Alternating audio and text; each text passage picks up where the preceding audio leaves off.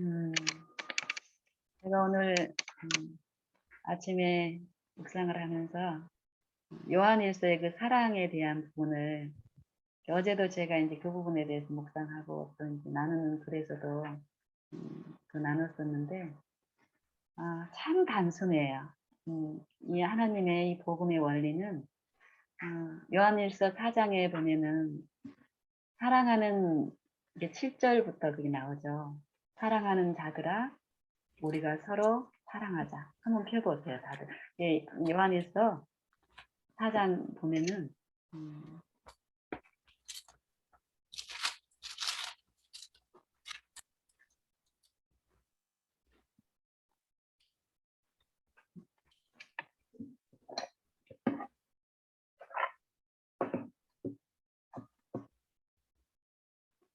우리에게 말씀하시는 게 뭔지, 우리에게 주시기를 원하는 게 뭔지 여기 보면 참 잘 나타나 있어요. 우리에겐 사랑을 요구하죠.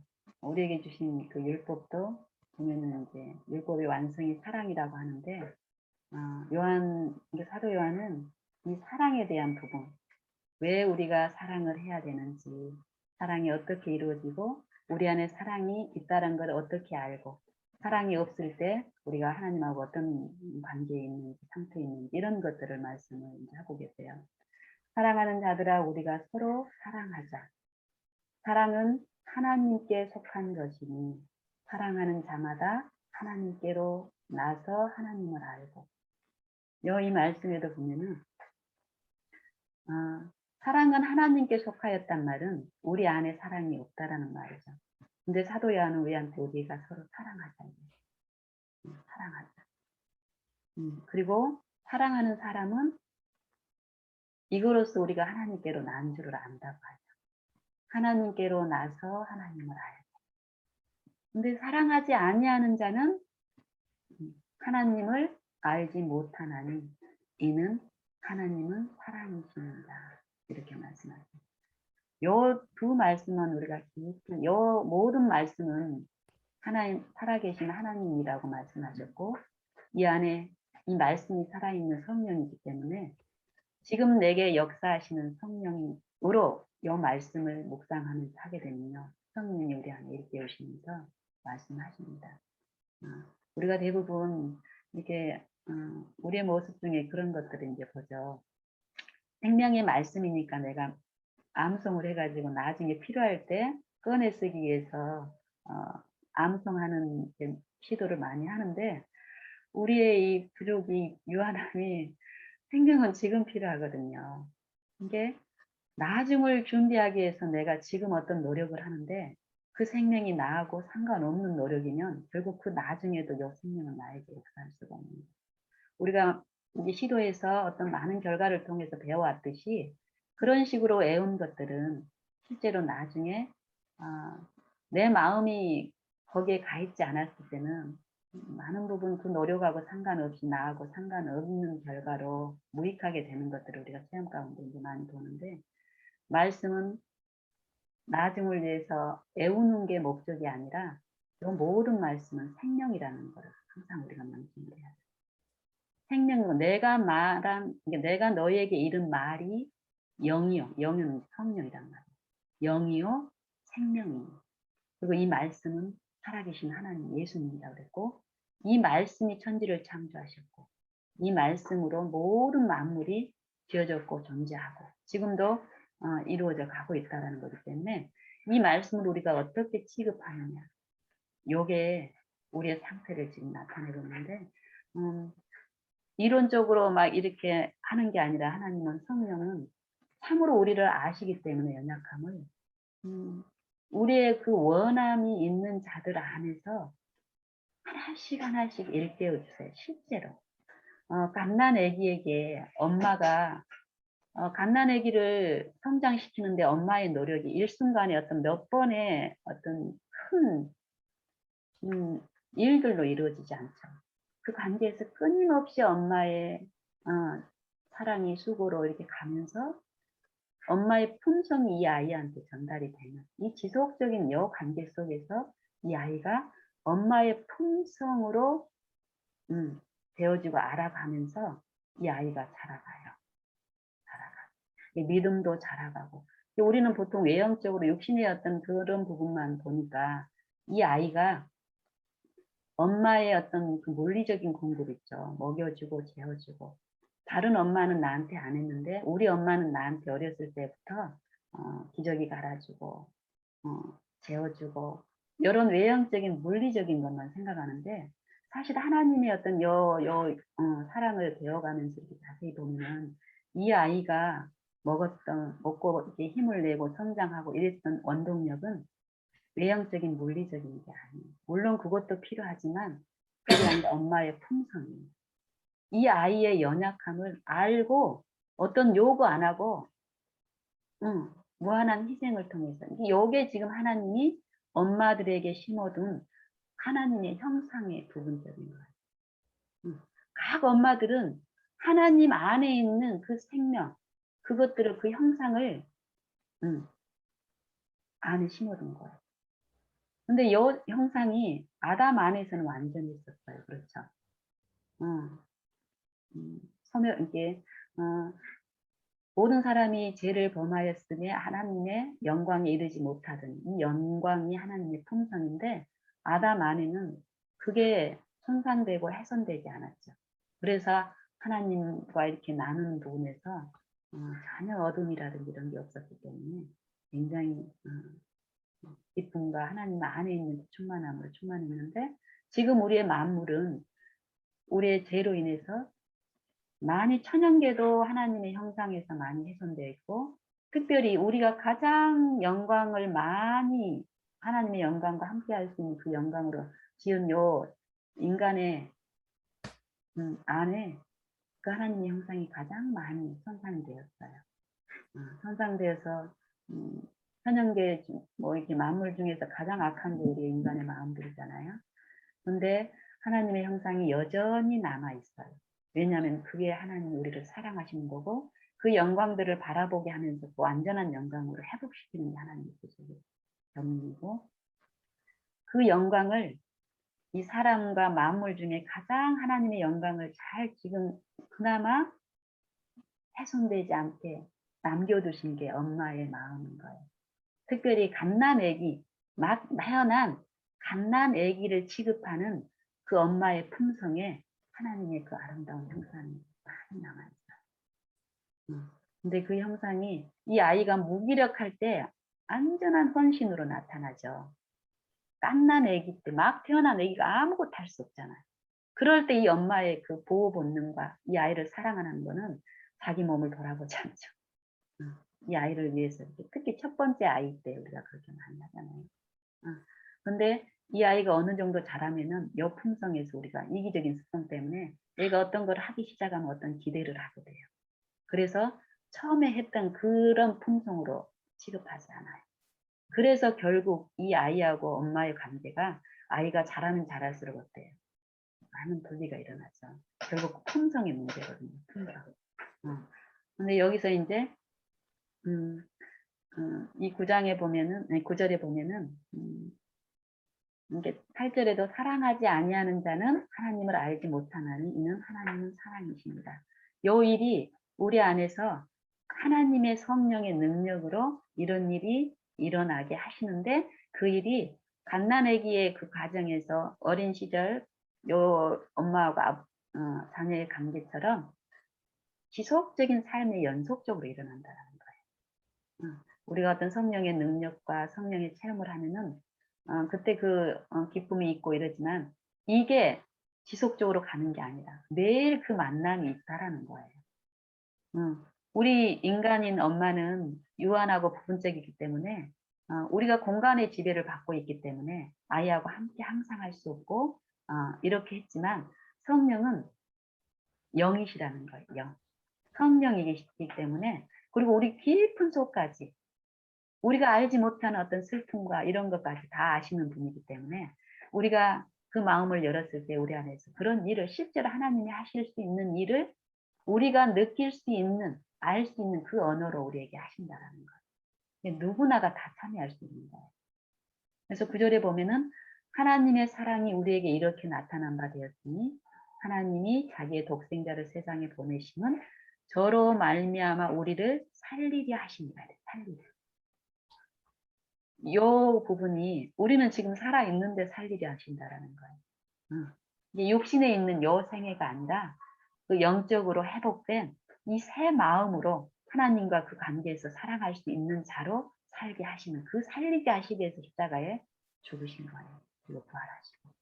근데 이 살리는 일을 사랑이라는 걸 통해서 이렇게 하시는데, 요 사랑이 여 보시면은 12절에 보면은 하나님이 우리 안에 어떻게 우리를 임재하시기를 바라고 그걸 느끼기를 바라는데, 어느 때나 하나님을 본 사람이 없을 때 만일 우리가 서로 사랑하면 실제로 하나님의 그 마음으로, 그 하나님의 의로 우리가 사랑하게 될 때, 능력으로 하나님이 우리 안에 거하시고, 우리가 사랑이 이루어질 때 하나님이 우리 안에 거하시고, 성령이 우리 안에 거하시고, 성령의 임재는 사랑하게 하시는 거예요. 그리고 그의 사랑이 우리 안에 온전히 이루느니라. 요 일을 하나님이 주시기를 기도. 이게 살리는 거예요, 우리 안에. 매일. 예, 그의 성령을 우리에게 주심으로 우리가 그 안에 거하고 그가 우리 안에 거하시는 줄을 아느니라, 이렇게 말씀하셨죠. 그러면서 요 사랑이 어떻게 이루어지는지를 요한일서 3장에 가면은 3장에 14절 한번 보실까요?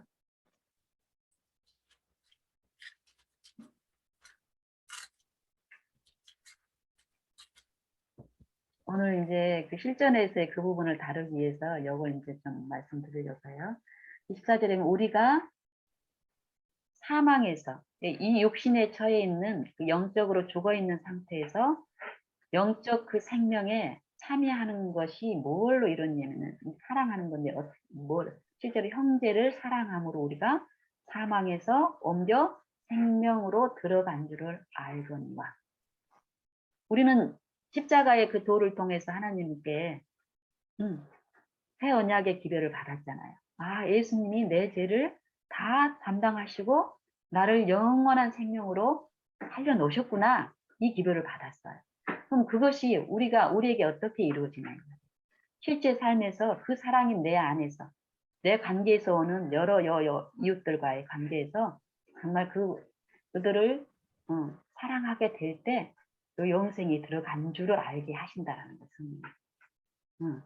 그래서 그 형제를 미워하는 자마다, 이게 우리가 지금 매일 투쟁에서 관계에서 형제를 이제 취급하는 어떤 그 태도들에서 사랑하지 못한 그 상태가 뭐냐면은 살인하는 거라고 얘기해요.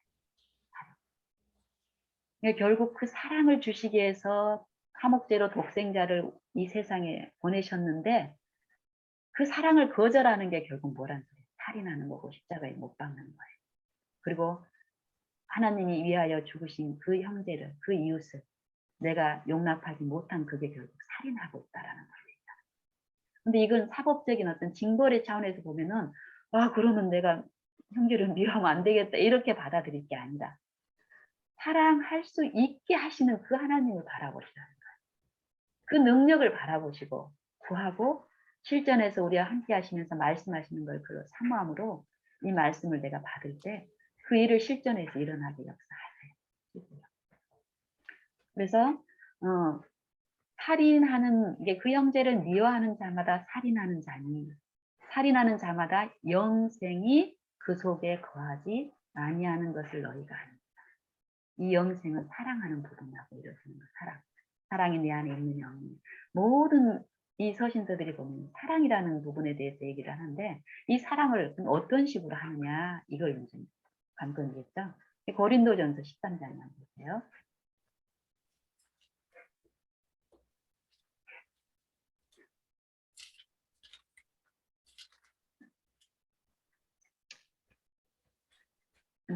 우리는 여 기별을 받고 사랑을 하는 게 하나님하고 함께 하는 거고, 하나님의 임재를 이런 것들을 이제 많이 그 기별을 들었기 때문에 선한 행위를 하고 싶어 하고 선한 일을 하고 싶고, 그게 하나님의 사랑. 처음에는 이제 그런 식으로 실제로 우리에게 이루어지는 그런 기쁨을 주셨죠. 그래서 그런 식으로 처음에는 실제로 마음에 감동이 와서 했던 그 사랑 행위가 어느 순간 보면은 그게 그 정신으로 하지 않고 예언적으로 하게 돼요. 고린도전서 13장 1절에서 3절까지 말하는 사랑은 그런 사랑을 말하는 거예요. 하나님이 안에 그 정신으로 함께 있는 그 사랑이 아니라, 요것은 이런 사랑을 했을 때는 어때요? 어떤 부분 그 사랑의 행위를 했지만 그 정신의 지배를 받고 있지 않으니까 오래 참지 못해요. 그리고 어떤 행위를 했을 때 그거에 대한 어떤 대가를 내가 어떤 필요할 때 요구하고, 그게 있지 않을 때는 어떤 푸시하고, 이런 일들이 우리의 삶 속에서 실제로 일어나는 일. 또 보복이 가고, 어떤 거 기대가 되면은 어떤 좀 참고 어떤 걸 주지만은, 결과적으로 만약에 하나님의 성령에 의한 그 영생의 의가 아니면 결국은 내 걸 자랑하게 되고 분노하게 되고, 또 자기 유익을 구하는 어떤 그런 이기적인 사랑에서 벗어나지 못한다라는 거예요. 여기 보면은 우리는 보통 연구를 많이 하죠.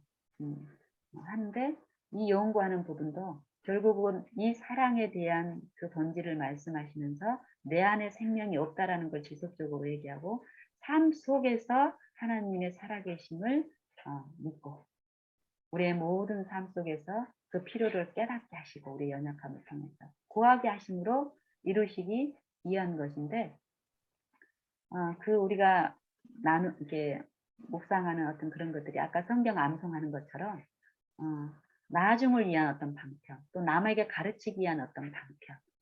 결국 가장 큰 손실이 뭐냐면 그걸 나에게 그 생명을 내게 적용하고 내가 먹는 것에서 어느 순간부터 보면은 제해된 어떤 그런 것들이 있는데, 그걸 못 보고 가긴 할게. 그 일들이, 생명을 먹는 거는 생명의 그 원동력으로 활기 있게 살 수 있는 그 일이 일어나야 되는데, 어떤 그 생명의 활기가 빠진 그 외형적인 어떤 그런 걸로 내가 많이 지쳐 있고, 그런데도 실제로 내가 어떤 어려움을 내가 다 알지 못해요. 어려운데 어려운지 모르고 가는 경우가 많고, 그 어려움에 대한 이유를 내 안에서 찾기보다는 다른 사람들한테 많이 찾아요. 그리고 그래서 불화가 생기고 이러는데, 어쨌든 여기서 보면은 그 사랑, 그 영생이 내 안에 없으면 아무리 예언적으로 또 믿음이 있고 남에게 인정받는 어떤 구제를 하고 보람 있는 일을 하고 성경의 지식이 많다고 해도 심오한 비밀을 깨닫고 하더라도 이 사랑이 없으면 나하고 아무 상관이 없다. 왜? 우리는 영생을 얻지 못하고 죽어있는 상태니까 그렇다라는 거예요. 그래서 하나님 어쩌라는 소리야? 이 사랑을 받아라, 먹어라. 내가 네 안에 함께하고 있다. 나를 구해라. 지속적으로 그렇게 말씀을 하시는 거예요. 그래서 사랑은 뭐라 그랬냐면은 4절 이하에서 나오는 이 사랑을 보면 품성을 말하는 거예요. 품성. 품성. 외형인 어떤 것을 말하는 게 아니라, 보통 우리는 TV에서 나오는, 뉴스에서 나오는 흉악범들 있죠. 그 흉악범들의 어떤 행위를 보고 흉악무도하게 저런 짓을 했다라는 거를 비난하면서 상대적인 표준으로 나는 그 사람보다 어때요? 좀 괜찮은 입장에 서게 되는 거예요. 사단이 이 세상의 어떤 사물을 통해서 우리를 지속적으로 어떤 사단의 정신에 빠뜨리는 게 그런 거예요. 어떤 흉악범들을 뉴스를 통해서 대대적으로 막 홍보하고 선전하게 함으로써 나는 꽤 괜찮은 사람으로 습관적으로 인식하게 만드는 거예요. 그리고 내 주변에 일어나는 갈등 속에서도 마찬가지. 남을 비난하는 정신에 빠짐으로써 나는 꽤 넘어지는 그거의 표준으로 삼았을 때 나는 꽤 괜찮은 거예요. 이런 식으로 역사를 하는데, 그런 그 외형인 그 부분을 말씀하지 않고 하나님은 이 품성을 말하는 거예요. 하나님과 일치되지 않는 이 품성을, 하나님의 그 사랑의 품성의 속성이 오래 참는 거예요. 오래. 결국 살인하는 그 죄범한 그 사람도 우리는 이 요것만 보고 아주 어떻게 그렇게 잔인한 짓을 할까라고 얘기를 하지만, 결국 근본적인 게 참지 못해서 그렇게 되는 거예요. 품성의 문제 때문에. 하나님과 일치되지 않는 그 품성의 문제 때문에. 우리도 거짓말하는 것도 마찬가지죠. 거짓말하는 것도 어떤 위기가 있고 어떤 유혹이 올 때 기다리고 참지 못한 거예요. 극복하지 못해서 결국 그 죄를 범하는데 결국 모든 게 이 품성의 결함의 문제가 있는 거예요. 그래서 오늘은 사랑은 오래 참고라는 이 부분을 두고 이렇게 서로 나누면 좋겠어요. 우리 삶 속에서 우리 일상에서 밖에 나가서 어떤 물론 그것도 필요해요. 그걸 하지 말라는 게 아니에요. 그걸 마땅한 분분으로 하되 집에서든 그 일을 할 때든지 간에 우리가 그 사랑 안에 있는 게 우리의 생명, 그 생명으로 나눠졌을 때 나도 축복이고 그들도 축복이기 때문에 하나님 그걸로 하라는 부르심이니까 사랑은 오래 참고 오래 참고 마음을 주시기를 기뻐하시는 하나님이 우리의 이 삶 속에서 어떻게 우리의 마음문을 호소하고 있고 우리는 그걸 들었지 않았을 때 우리의 삶에서 어떤 어려움이 있는지 이것들을 어떤 사소한 부분이라도 이렇게 얘기를 하게 되면 나누면 좋겠어요. 보면 이 오래 참는 게 하나님의 사랑의 품성에 정말 되어 있는 품성이죠. 이 죄인들에 대해서 어때요? 오래 참으시고 길이 참으시고 용납하시고 이유가 뭐라 그랬어요? 요대로 살아도 괜찮아. 절대 이런 마음이 아니에요. 내가 이 마음을 품을 수 있게끔 다 해놨어 아이들아. 지금 먹을 수 있어. 나한테 와. 그게 이제 베드로후서 3장에 보면 뭐야? 아무도 멸망치 않고 구원을 받게 회개하여 구원을 받게 하기 위해서 내가 오래 참는다. 하나님이 오래 참는 목적은 이 은혜의 시간 동안에 이 오래 참는 법을 배우지 못하는 오래 참아지는 그 은혜에 내가 참여하지 못하는 결국은 우리의 끝은 뭐란 소리예요? 멸망이란 소리예요.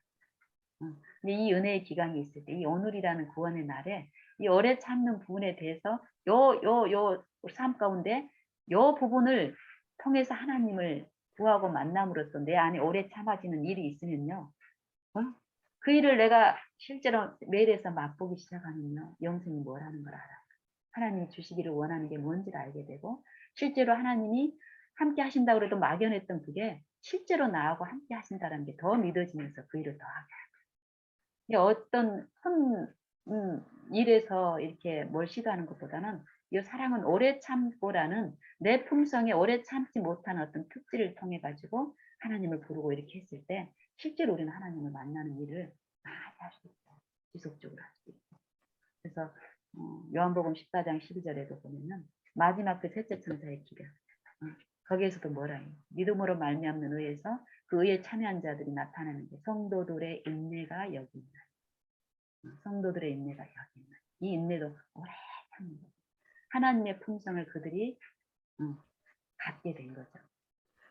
그 일을 하나님은 기뻐하시기 때문에 지금 남은 시간 동안에 이런 것들이 좀 어렵다 이런 부분들을 좀 얘기를 편하게 해주시면 또 이렇게 하나님의 은혜로 이렇게 나누고 이런 일이 좀 있으면 좋겠습니다.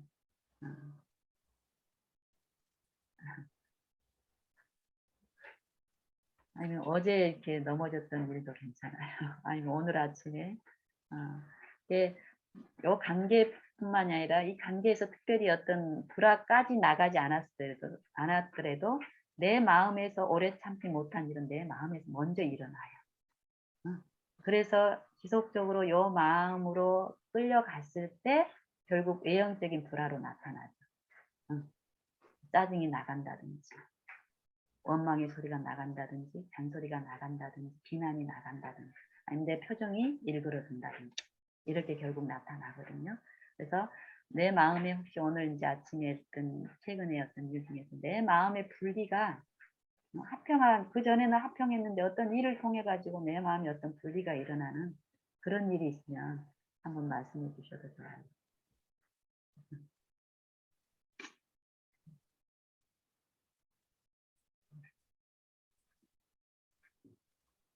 없으면 여기 아니 지금 당장 이제 하시기 힘들면 그 준비하시는 동안 제가 최근에 어떤 자매님이 물어온 어떤 그 에피소드를 통해서 정명옥 집사님 예 한번 말씀해 주세요.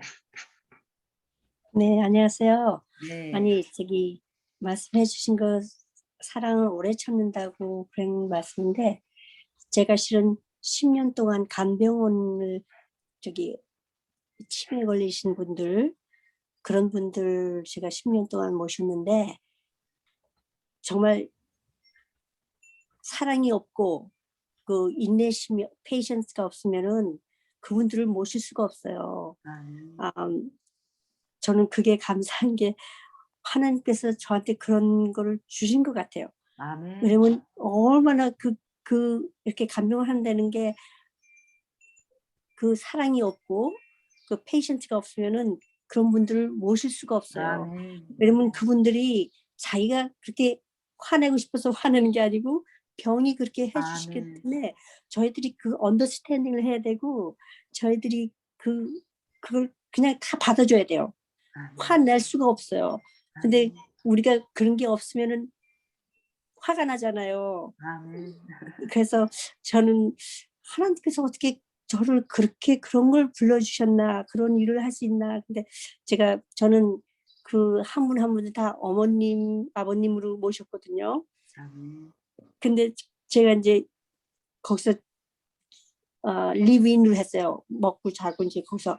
근데 제가 한 번은 그 주인님이, 여기서 7일 동안 이렇게 밤새도록 있으면 24시간 있으면 안 돼요. 한번 나가세요. 그래서 호텔에다가 방을 해서 한번 내보냈어요, 저를. 근데 거기 노인네들이 제가 없다고 식사를 안 하신다는 거예요. 그래서 불이하게 또 불려왔어요. 그때부터 식사를 하시고 그러더라고요. 제가 없으면 식사를 못 한대요. 그래서 저는 하나님께 정말 저한테 페이션트를 주고, 정말 하나님의 사랑, 그 사랑은 정말 just no comparison. 그래서 저는 그거 말씀을 드리고 싶었습니다. 네, 감사합니다. 나눠주셔서. 네. 네, 그 참 좋은 품성이시네요. 저도 제가 참 이렇게 인내가 좀 많은 걸로 많이 있다고 생각을 했는데 그게 아니었더라고요. 지금 얘기하려고 그러시는 것 같은데. 이영신 집사님 아니에요.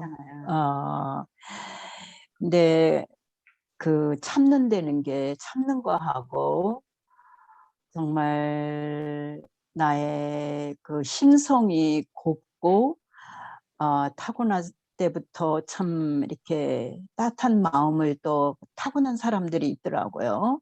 근데 이제 저는 제 자신이 그런 게 정말 있었나 그런 것까지는 모르겠어요. 그러는데 참는 거를 참 잘하고 있다고 생각을 했어요. 제가 제 자신에 대해서. 왜냐하면 일하는데 몇십 년 일하는 동안에 제가 못 참는 걸로 인해서 무슨 직장에서 소리를 듣거나 또 근데 이제 집에서는 이제 또 이렇게 아무래도 남편하고는 좀 덜 참는 게 있죠. 막 화가 날 때면 이제 같이 소리 지를 때도 있고 그러는데 그래도 여자들이 보통 더 많이 누르잖아요. 여자들이 더 많이 참게 되는데 한국의 특별히 그 문화 속에서는요. 근데 참는 거하고 저는 그 누르는 거, 자기 자신을 이 안으로 누르는 거하고 구별을 잘 못했었어요. 근데 우리가 정말 이 참는 것과 하나님의 사랑에 근거를 하지 않고 참으면 그냥 누르는 거죠, 그거는. 겉에서 보기에는 모든 게 스무스하게 돌아가는 것 같지만 제 자신이 죽어요.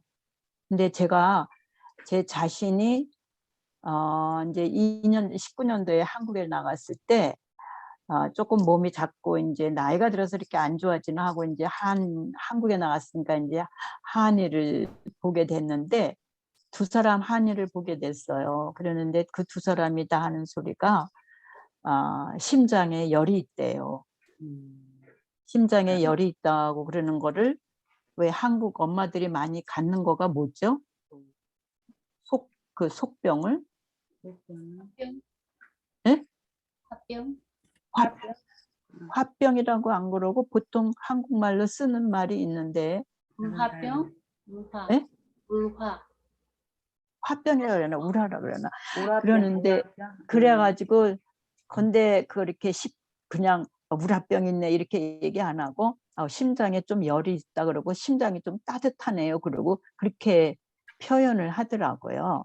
근데 그래서 이게 무슨 말인가 하고 이제 와서 찾아봤더니 그런 결국 화병이에요. 화병, 우라병. 그게 이 참는 여성들한테 많이 온대요. 그게. 근데 제가 직장에서 많이 참았지, 가정에서 많이 참지, 또 여러 가지로 이렇게 또 아이들을 위해서도 참지. 근데 그 참는 것이 하나님의 이 사랑이 없이 참으면 그냥 내가 이 병이 나는 거예요. 근데 그게 그 우라병이 결국 내 자신, 저는 그 증상도 잘 몰랐어요. 그러니까 우라병이 뭐냐면 벼랑간에 막 열이 올라와요. 얼굴이 빨개지고 막 열이 올라오면서 몸이 뜨거워져요. 그러니까 안 좋죠. 그게 왜냐면 몸에서 열이 나는 거니까. 그렇다고 뭐 체온이 막 올라가는 건 아닌데 벼랑간에 조금 스트레스를 받으면은 막 열을 받아요. 그러니까 그러면서 이 얼굴이 빨개지고 막 이렇게 그러는 증상이 좀 생겼어요, 저한테. 그래서 이게 내가 믿음 생활을 한다 하면서도 참 맨날 바쁘다는 핑계로 정말 하나님의 말씀에 게을리하고 모든 걸 이렇게 다음에 이렇게 자꾸 미루는 그런 아주 안 좋은 습관이 붙고 그러는데 그러면 가운데서도 이제 제가 또 참 어려울 때마다 우리 그리스도의 십자가를 이렇게 바라보면서 그 안에서 참 해답을 얻으려고 하고 그렇게 오면서 그래도 살아왔죠. 그러는데 지금 이렇게 말씀을 하시면서 정명옥 씨 같이 이렇게 아마 나면서부터 심성이 착하고 따뜻하고 그랬으면은 아마 그런 게 없었을 수도 있는데 저는 어렸을 때부터 우리 엄마한테서도 그런 소리를 들었어요. 아유 좀 그냥 새침스럽고 그냥 뭐라고 그러면 그냥 새침하게 돌아선다 그러고 좀 그런 말을 듣기는 했어요. 제가. 그래서 나는 이렇게 성격이 그렇게 막 인내심이 있거나 아니면은 타고나면서 그런 게 있는 게 아닌데 그렇게 할 수 없는 상황이 돼 버리니까 나를 나타낼 수 있는 상황이 안 되니까 그렇다고 믿음이 있어서 이거를 다 믿음으로 이거를 다 이렇게 뭐라 그럴까요? 이겨낼 수 있는 것도 아니고 그러니까 나에게 이런 속병이라 그럴까 화병이라 그럴까 이런 게 오는구나 하고 제가 느꼈습니다. 그래서 내가 참 미국에 와서 몇십 년 동안 살면서 내가 얻은 것이 무엇인가 그리고 잃은 것이 무엇인가 그런 걸 많이 생각하게 했습니다. 제가 이제 이렇게 좀 시간을 좀 많이 쓰면 좋겠는데 아쉬운데 그 부분에 대해서 제가 좀 나눠볼게요. 사실 성경은 우리가 모든 사람이 죄를 범하였음에 사망에 이르렀다고 얘기하죠. 이게 날 때부터 좀 선하게 표현하고 이거는 하나님이 모든 선한 것들은 이로부터 오는데 하나님의 형상이 남아있는 게 있어요. 육체. 그리고 각 사람마다 달란트를 은사를 주셨잖아요. 근데 하나님이 십자가에 돌아가시고 예수님이 부활하시고 승천하시면서 에베소서 4장에다 보면은 그리스도의 선물의 분량대로 각 사람에게 하나님의 은혜를 주셨나니 하고 은사에 대해서 이제 말씀하시면서 그 은사의 목적이 뭐냐면은 성도를 온전케 하고 봉사의 일을 하나님의 성령으로 하게 하고 그리스도의 몸을 세우게 하기 위해서 각 사람에게 달란트를 줬다고 하는 거예요. 근데 그것들은 우리가 어떤 그 하나님의 지속적으로 그리스도의 장성한 분량까지 나아가는 이 부분에서 내가 천성적으로 가지고 있는 것, 지금 어떤 부분에서 되고 있는 것에 머물러 있으면 손해예요. 그리고 하나님의 그 영생에 참여하는 그 부분에서는 오래 참았을 때 만약에 하나님의 성령으로 내가 오래 참아진다면 그거는 생명이기 때문에 치료가 있겠죠. 치료가 병으로 가지는 않는다는 거예요. 그러니까 그럴 때 우리는 그거에 낙심할 필요가 아니다. 이 말씀의 약속과 이 살아계심이 지금 나한테 작동하고 있는 거예요. 그러니까 사모님 같은 경우도 지금 현재 어떤 그런 부분에서 그런 마음의 어떤 사실 이제 이것을 한번 말씀해 드려볼게요. 오해하지는 마시고 우리의 사랑은 어떤 부분 하나님의 그 형상이 남아 있어서 사랑을 하는 부분은 대부분 이기적인 어떤 입장에 있을 수 있어요. 예를 들면은 직업적으로 직업적으로 보면은 굉장히 하나님의 품성과 닮은 어떤 품성들이 나타나는 직업이 있어요. 그러면 항공사의 직원들 있죠, 직원들.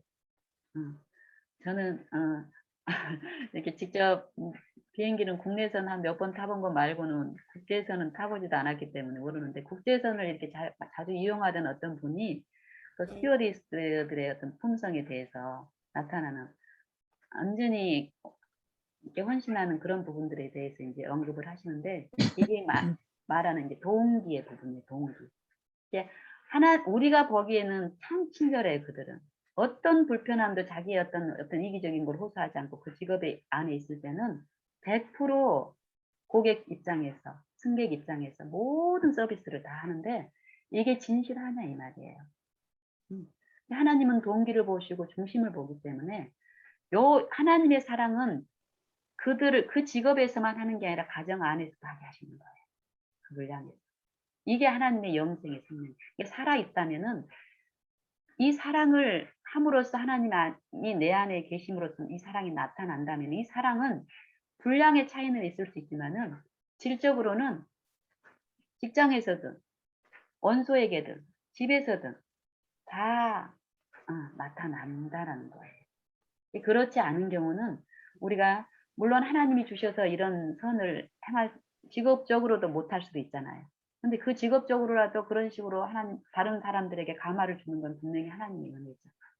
그것도 내 거라고 치부할 게 아니라 하나님께 감사를 드리되 이걸로 이건 마땅한 내 본분이고 내 안에 이루어지지 않은 여 부분 하나님께서 더 큰 축복 안에서 나를 이루어 주실 여 부분을 기대하면서 하나님께 더 드리자는 거예요. 그리고 화가 친다든지 용납이 안 될 때 어떻게 그러면 우리가 이거 하나님의 것을 구하느냐 이 말이죠. 이루느냐.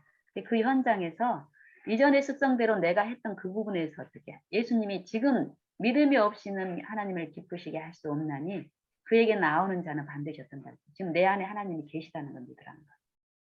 왜 계시겠어요? 왜 존재하시겠어요? 그 하나님의 그 풍성함을 내게 주시기 위해서 내가 지금 안 되는 이 넘어지는 여 부분에서 승리하게 해주시기 위한 하나님이 내 안에 계시다는 것을 인정을 하시고 주장을 하시고 그 존재자를 부르라는 소리예요. 이게 주님 도와주십시오 하고 이 사단이 내 마음속에서 그건 분명히 영적인 전쟁이기 때문에 육신적인 어떤 관계에서 쟤가 나를 막 화를 내게 하네 독구네 내가 여기서 참으면 쟤는 나를 더 바보스럽게 생각하면서 저 사람은 나한테 앞으로 계속 나를 종 취급할 거야. 이런 속삭임을 주는 거잖아요. 그렇죠? 그 과거의 경험을 통해 가지고 더 그걸 확신하게 하면서 앞으로도 또 저렇게 할 거야. 내가 이렇게 참으면 안 돼 하고 속삭이는데 그걸 거절을 하고 예수님을 바라보세요. 부르세요. 이 믿음이라는 게 내가 실제로 예수님을 믿느냐 이게 내 삶 속에서 정말 예수님의 정신이 필요할 때 예수님을 부르는 게 믿는 자예요. 이 믿음이 없이 어떻게 부르시겠느냐고 로마서 이제 10장에도 보면 있죠. 믿지 않은 자들을 너희가 어떻게 부르겠니? 그 이름을 부르는 자마다 구원을 얻고 그 이름을 부르는 자마다 어쩐다 그랬어요. 부끄러움을 당치 않는다는 소리. 부끄러움을 당한다는 말은 뭐야? 벌거벗었다는 소리죠. 그 빛이 없다라는 거잖아. 그 생명이 없다라는 거죠. 예, 부끄러움을 당치 않는 자. 의의가 없어서 부끄러움을 우리가 그 이름을 부름으로 나에게 의를 주시기를 기뻐하시는 그 이름을 그 현장에서 부르라는 소리예요. 그리고 사단이 주는 그 흑암의 정신 있죠. 그 정신에서 저항을 하는 이 노력이 투쟁이 있어야 돼요. 하나님의 영적인 그 축복은 내가 굴복이 되지 않고 부인되지 않는 그 입장에서 이루어지는 거는 그건 온전하지 않아요. 온전하지 않다라는 건 아닌 거예요. 실제로 이런 투쟁 가운데서 실제로 하나님이 개입하셔서 정말 내가 열렬히 그렇게 하기를 부르기 시작하면은 그 소원을 또 주세요. 더 부르고 싶죠. 더 하게끔. 넘어지면은 더 거기에서 멀어져요. 내 방법을 쓰게 되는데 부르기 시작하면은 하나님이 내 안에서 어떤 일을 하세요. 성령님 반드시. 왜? 그런 약속이고 그렇게 해주시기를 기뻐하시니까. 그랬을 때 내가 이런 어떤 분노의 상황이 되면은 상대를 내가 추측하고 바로 작동이 돼요. 상대의 마음을 내가 알고 있는 양, 내가 어떤 의도로 하고 있고 남편이 어떤 의도로 하고 있다라는 거 막 상상하고 추측하는데 거기에서 나를 보호를 해요. 내가 부르기 쉽고. 순간부터. 그리고 그게 실제로 그 사람이 그런 상황이 아니었다라는 것까지 지속적으로 알게 하심으로써 이 영적인 국면에서 나를 구원하실 구원자로서 하나님을 인정하게 하시면서 더 부르고 해서 실제로 내 안에서 그 일이 이루어지고 했을 때 내가 이렇게 안 하면 저 사람은 나를 바보 취급하고 또 저 아이는 내가 이렇게 막지 않으면은 더 심각하게 악하게 빠질 거야 했던 그 염려들 있잖아요. 그 염려를 사실 너희가 염려하는 걸 어떻게 알아? 다 죽게 모든 염려 맡기라고 그랬잖아. 그 염려가 사단이 우리를 지배하기 위한 방법이에요. 어떤 오래 참으면 안 돼. 참으면 이런 염려가 생길 거야. 이게 사단이 속삭입니다. 거기에서 죽고 주님께서 주시기를 원하는 걸 했을 때 실제로 이 염려는 일어나지 않을 가상의 염려인 거예요. 사단은 이런 식으로 작성해요. 그러면 실제의 영생에 대한 지식으로 이 성령의 감화가 내 안에 이루어지고 그 음성을 내가 듣기 시작하면은 판단과 분별력이 생겨요. 분노하고 마음이 불편할 때는 보이지 않던 하나님의 우리에게 주신 은사가 뭐예요? 이성적인 분별력과 판단력과 마땅히 내가 할 부분을 하면서 하나님의 일이 내 안에서 이루어져요. 내 마음에서. 실제로 의를 이루시는 그 창조의 일인데 그 일은 하나님이 분명히 내 안에서 하세요. 그 일은 언제 하냐면은 내가 지속적으로 하나님을 부르짖는 가운데 내가 마땅히 이 흥분하고 분노의 상태에서는 보이지 않던 어떤 분별들이 보게 하시면서 지속적으로 하늘의 어떤 그 감화 가운데 이끄시는 가운데 내가 마땅한 부분들을 할 때 실제로 그 자녀가 지속적으로 이렇게 염려하는 부분에서 벗어나지 않는 그 상태에 있을 때라도 내 마음에 이루어짐으로써 그를 품을 수 있게 될 때요. 실제로 내가 염려했던 그 기질들이 이 아이한테 있던 기질들이 있죠. 내가 아무 말도 안 하고 사단의 어떤 그런 거에서 염려를 내가 해결하기 위해서 뭔가를 하지 않았음에도 불구하고 하나님이 내 안에서 행한 그 하나님이 그 아이를 사랑하기 때문에 하나님의 방법으로 하게 되면 그 염려의 부분들이 이 아이에게도 씻겨져요. 네. 남편에게도 씻겨지고. 근데 우리는 대부분 오래 참지 못함에 참여함으로써 왜 오래 참지 못하게 참여했어 사단이? 염려를 가지고. 내가 어떤 자존심이 굴욕이 생긴다라는 어떤 그런 것들을 부추김으로써 그걸 품게 함으로써 하나님의 의에 참여하지 못하게 함으로써 실제로 내가 그 염려를 해결하기 위해서 그 염려를 내 방법으로 했지만 해결되던가요? 안 되잖아요. 끊임없이 안 되면서도 그 정신에 내가 지배되어 있기 때문에 이게 착고고 이 종이라는 거예요. 거기에서 우리는 헤어나올 수 없기 때문에 하나님이 그걸 아시고 십자가의 능력으로 지금 우리 안에서 그걸 주시겠다는 거예요. 하나님은 우리가 이렇게 하나님의 기별을 받고 가는 우리 재림 신자들한테만 그 축복을 주신 게 절대 아니에요. 우리가 착각하고 있는 게 자꾸 우리가 선택된 백성이라고 생각을 하고 그 축복을 받았다라고 하는데 그게 내 안에서 이루어지지 않는다면은 그건 내 것이 아닌 거예요. 그리고 이 부름에 응하지 않는 이 세상에 있는 아주 악한 어떤 외형적인 악한 처지에 있던 그 사람한테도 이 기별은 주어져 있어요. 우리를 먼저 부르신 이유는 어때요? 너희가 그 부르심에 실제로 내 안에서 이루어지는 영생의 맛을 보고 나는 그 네가 보는 그 흉악한 그 살인자도 내가 그 살인자의 죄도 내가 담당했어. 왜? 그 자녀도 내가 사랑하는 자녀. 나는 그 자녀가 살기를 바래. 네가 그 빛을 비춰주기를 바래. 그래서 너를 먼저 이 축복에 참여하게 부른 거야. 이거거든요. 근데 실제로 우리가 이 영성에 참여하지 않은 입장에 지속적으로 머물면은 자꾸 어떤 선민 사상에 빠져요.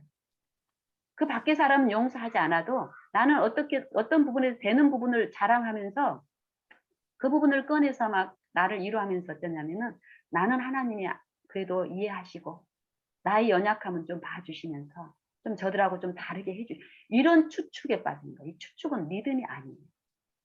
사단의 모조판 믿음이에요. 이게 기만인데요. 특히 우리 기별을 받는 우리 먼저 받는 우리 사람들이 요 기만에 많이 빠져 있어요. 그래서 이제 영적 기만이라고 하는데 이 기만자는 요거를 우리가 깨닫게끔 끌고 가지 않아요. 이 기만자도 몇 번의 어떤 사건을 통해서 이 기만을 뿌리는 게 아니라 우리 삶 속에서 하나님을 불신하는 입장, 하나님의 이름을 부르지 않는 경우는 대부분 누구를 부르고 있다는 거예요. 우리는 하나님을 부르지 않으면 어떻게 우리가 중간적인 입장에 있다고 생각하는데 아니에요. 하나님의 말씀. 너희가 나와 함께하고 있지 않으면 나를 반대하는 자라고 했어요. 나를 반대하는 자가 적 그리스도죠. 적 그리스도의 사상에 내가 빠져 있는 거고 하나님이 불러야 될 때 성령이 호사할 때 양심에서 더 가지 마 이런 마음을 주셨을 때 하나님을 부르지 않을 경우는 나는 누구를 부르는 거야? 이전에 집에 당했던 사단이 제시하는 그 유혹에 내가 가담하기 때문에 사단을 섬기는 거예요. 이런 게 있기 때문에요. 경명옥 집사님처럼 그런 은사를 하나님이 주신 하나님은 거기에서 더 가셔서 하게 하시는 그런 그 부분을 우리가 바라보자는 거예요. 집사님처럼 간병을 하고 참으로 이제 뭐 치매라든지 노인성 질환에 계신 분들 케어하는 거 안 돼요. 집사님처럼 그걸 병적으로 인정하는 것도 굉장히 어려워요. 실제로 가끔 가서 이렇게 케어하는 경우는 병이라고 생각할 수 있어요. 근데 24시간 있으면서는요, 그게 하나님의 은혜가 아니면 안 되는 일이에요.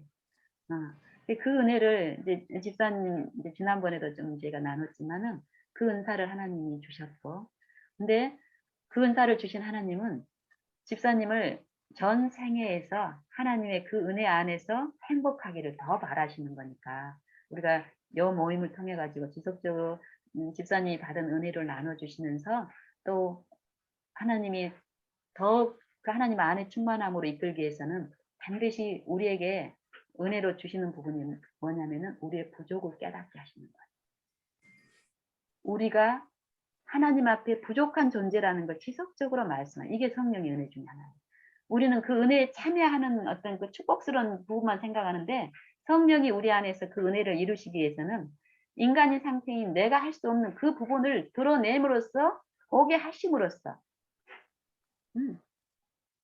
이 죄책에 눌리게 하는 게 사단의 이제 종교인데 하나님은 이 죄책을 이 넘어지는 내 부족을 결함을 보게 하심으로써 십자가의 어린 양을 바라보게 함으로써 마음껏 먹게 하시는 거예요. 이런 것들이 우리의 삶에서 있기 때문에 여 멤버도 괜찮은 것 같아요. 이렇게 실전에서 있었던 일들을 이렇게 오늘처럼 좀 자주 나누고 제가 이제 어떤 지체의 그 에피소드는 다음 시간에 또 이렇게 하면 좋겠어요. 오늘 이 시간에 이제 사모님도 더 나눌 이제 말씀 있겠는데 시간이 다 된 것 같아요. 그래서 참으로 하나님은 살아 계신데 우리의 지적으로 살아 계신 게 아니라 삶 속에서 살아 계시는데요. 어느 정도냐면요.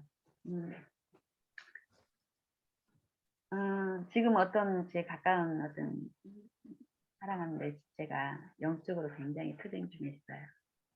그 지체가 하나님의 품성에 대한 그동안의 어떤 그 재탐닉된 지속적으로 그런 관계 속에서 하나님의 품성에 대한 그 불신과 그런 부분에서 굉장히 어려움이 있던 지체인데 한 몇 년 전에 이제 하심을 통해서 많은 하나님의 품성적으로 그 불신이 씻기는 그런 체험을 했는데 최근에 하나님이 또 거기에서 더 씻겨주시기 위해서 영적으로 아주 치열한 지금 이제 흑암을 이제 뿌리는 어떤 그런 믿음의 실현 가운데 있는데 그분하고 계속 나누는 게 그거예요. 사단은 흑암을 뿌리는데요. 초자연적인 그 능력으로 뿌려요. 이게 어제까지 내가 하나님의 은혜 가운데서 그 화평하게 정말 그 체험 가운데 있었는데 오늘 그 시련이 딱 와버리면요. 어제까지 그 은혜가 내 안에 하나도 없어요.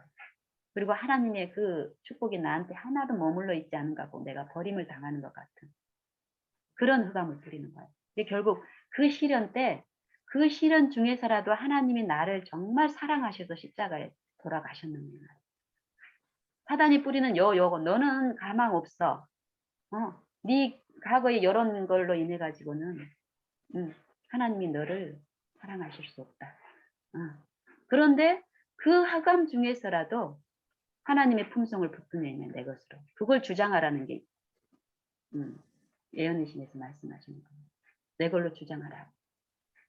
그 흑암 중에 나는 더 이상 너의 종으로 살고 싶지 않다. 이 믿음의 시련 가운데 하나님이 온전한 인내를 이룬다고 그랬잖아요. 이때 어떤 믿음의 시련이냐면은 하나님이 살아 계신 것과 이 믿음의 시련 동안에 그걸 주장을 해야 돼요. 그 흑암 중에라도 하나님은 나를 사랑하셔서 십자가에 죽으셨고 나를 이 죄에서 건지시고 그 생명으로 살게 하시고 죄로부터 여전히 보호하시는 내가 죄 가운데 살지 않게 하는 그 능력자로서 존재하시고 그 이름을 부르는 자에게 의지해서 나가는 자들에게 상 주시는 이 영생의 생명 하나님하고 화평 가운데 살게 하시기 위해서 내 안에 모든 불의를 씻기시는 분으로서 예수님을 인정하게 하고 모시게 하는 그 일을 믿음의 시련 가운데 있어요. 근데 여분이 자꾸 하나님이 그런 체험들이 이제 시작하는 과정이니까 그 낙심이 막 흑암이 뿌려지니까 자기는 자꾸 하나님의 그 약속이 자기를 제외시키는 거예요. 그래서 이제 우리가 이 갓난 애기들 취급하는 우리를 이제 자꾸 제시를 하는 거예요. 우리 악한 나라도 우리 아이가 원수한테 쫓기고 있다든지 아니면 어려운 가운데 있다 그러면은 내가 어떻게 했냐고 하물며 하나님께서 당신에게 당신이 생각하는 당신이 지금 흑암에 빠져서 사단의 어떤 그 시련 가운데서 흑암 중에 있는데 당신이 생각하는 것처럼 너는 나한테 이렇게 한번 넘어졌으니까 그렇게 큰 은혜 줬는데도 넘어졌으니까 너는 안 돼. 죄야 아웃이야. 이렇게 우리가 하나님을 품성으로 오해하게끔 그 믿음의 흑암을 뿌리는 거예요. 사람이. 그럴 때 우리 인간이라도 이렇게 아이들한테 하는 것처럼 하나님은 그런 분이라는 걸 상기를 계속 시키는 거예요. 그게 이제 하나님의 그 품성을 명상하는 거고 또 옆에 어떤 지체가 있다면 그 지체를 통해서 흑암 중에 있는 자녀들한테 계속 그걸 상기시켜주는 거예요. 근데 요 일을 하나님이 실제로 우리가 자녀하고 이렇게 교통하고 어렸을 때 했던 것처럼 성령은 우리 안에 항상 하면서 그걸 하고 계시는 거예요. 우리가 이런 일을 필드에서 하게 될 때 그걸 우리가 누리게 돼요. 실제로 하나님이 계시구나. 나와 함께 하시는 걸 돕고 계시다는 게 인정이 되니까 어때요? 불러요. 내가 엄마를 부르는 거죠. 처음에 엄마를 부르는 것도 몰랐는데 지속적인 엄마의 어떤 관심 가운데 존재를 알게 되면서 어때요? 부르는 거예요. 부르고 더 의미 있게 부르고 이렇게 하는 것처럼 우리가 지금 하나님의 존재를 인정하는 요거는 하는 부분은 지적인 부분이에요. 실제적인 내 삶에서 항상 함께 하시고 고아로 두지 않는다는 것은 실제적인 역사인데 내가 알아들을 수 있는 언어로 말씀해요. 낙심할 필요가 없고 우리는 아무리 큰 거를 얻었다 해도 자랑하면서 멈추는 손실을 당하지 말아야 돼요. 더 큰 축복 가운데 계신 하나님을 붙들고 다들 나아가기를 바랍니다. 감사드리고 오늘은 다음 시간에 있는 감사합니다. 제가 기도하고 마치겠습니다. 네.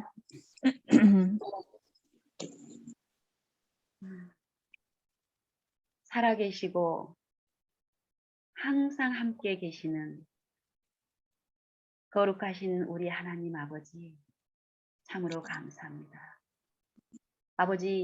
아버지는 우리에게 내가 너희를 사랑한 것 같이 너희도 사랑하라 하십니다. 또 한편으로는 너희는 그 사랑을 너희 스스로 할 수 없다 말씀하십니다. 그러면서 제시하시는 아버지의 자비는 십자가를 바라보게 하십니다. 우리 반역과 불신과 죄악으로 아버지의 그 생명에서 끊겨 멸망당할 수밖에 없는 입장에 있는 우리를 아시고 사랑하셔서 우리를 위하여, 우리 죄를 위하여 아버지의 독생자를 보내셨습니다. 우리를 살리시기 위하여. 우리를 살리시는 일은 우리가 감당해야 될 일이 아니라 아버지께서 하신 일이라고 말씀하시고 아버지께서 이루어 주시겠다고 우리에게 말씀하십니다. 아버지 감사합니다. 우리의 삶 가운데서 아버지께서 행하시는 아버지의 그 선한 행위를 맛보고 알기를 원합니다. 아버지, 이 시간 그 축복에 더욱 참여하고자 하는 그 열망이 아버지가 주심으로 풍성합니다. 하여 그 일에 참여하기 위하여 먼저 요구하시는 자기를 부인하고 이 사단이 제시하는 염려와 격동에서 부인하고 죽는 그 일을 우리가 우리의 현장에서 하게 되기를 원하며 결심합니다.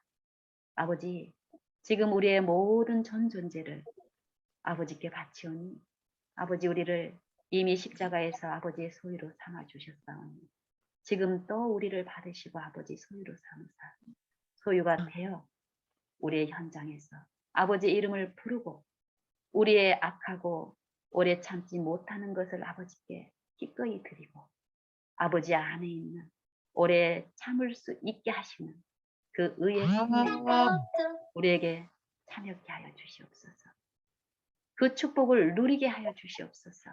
아버지께서 기뻐하시는 것은 우리가 오래 참음으로 아버지의 의의 생명으로 우리가 행복하게 사는 것을 기뻐하십니다. 아버지, 우리가 어떤 시련이 오고 어떤 어려움 가운데 있을지라도 아버지의 그 기쁘신 뜻, 우리를 향하신 그 자비로우신 품성을 믿고 모든 일에 오직 아버지의 뜻대로 이루어지기를 바라는 그 기도를 하게 하여 주시옵소서. 성령으로 우리 안에 충만히 임하셔서 지금 말씀하신 그 살아계신 영께서 우리의 삶 속에서도 지속적으로 함께 계시며 우리의 필요를 채우시고 우리를 깨우치시는 그 음성을 꾸준히 듣게 하셔서 아버지께서 주시기를 기뻐하시는 영생의 축복에 이르러 아버지께 영광 돌릴 수 있도록 축복하여 주시옵기를 살아계시며 우리를 사랑하시는 예수님 이름 의지하여 간절히 기도드리옵나이다. 아멘. 감사합니다. 네. 감사합니다. 또 다음 시간에도 수고하셨습니다. 다음 시간 이런 식으로 나누는 거 괜찮죠? 또 네. 이렇게 실제로 이런 부분들을 하나님이 또 이끌어 주시면서 영혼을 소생시키는 그 축복을 베푸실 줄 믿습니다. 그래요. 다들 네, 수고하셨습니다. 지속적으로 하나님을 바라보시는 그 평안 누리시기를 바랍니다. 또 뵐게요. 네. 감사합니다. 수고하셨습니다. 감사합니다. 네. 녹화 버튼 내려야겠다. 여기